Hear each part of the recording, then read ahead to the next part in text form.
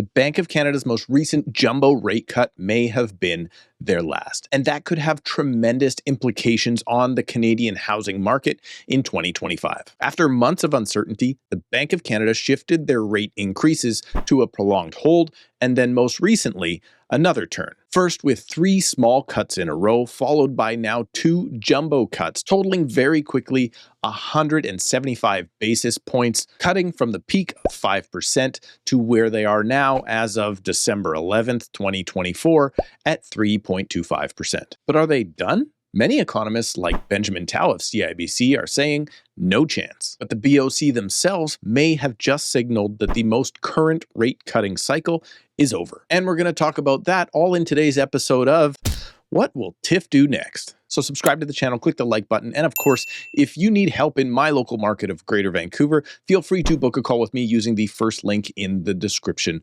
below.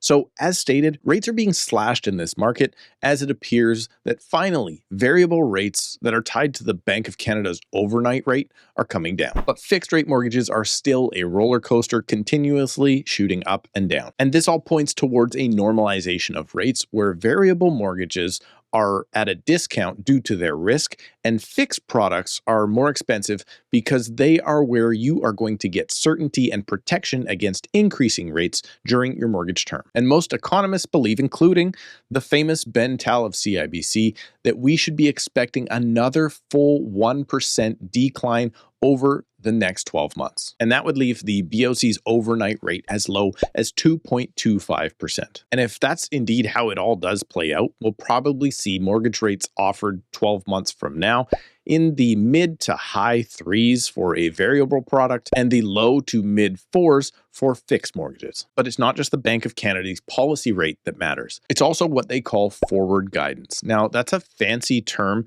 for what the Bank of Canada thinks might happen in the future. The overnight rate that they set is what's happening right now. But forward guidance is their best guess on where the next rate cut might end up. This languaging is used to try and steer the economy without actually having to change the rate itself. And along with their most recent rate cuts, there was this media release, of which contained the line that states, "Going forward, we will be evaluating the need for further rate reductions in the policy rate, one decision at a time." Now, that might sound obvious to you and me that they would take it one step at a time, not making any hasty decisions about the future. But when you compare that to their last press release that stated, "If the economy evolves broadly in line with our latest forecasts, we expect to reduce the policy rate even further." So last time, just back in October, they said, yeah, more cuts are coming. But now they're signaling that they may not only slow down the rates, but they may stop altogether, as the deep cuts are likely behind us.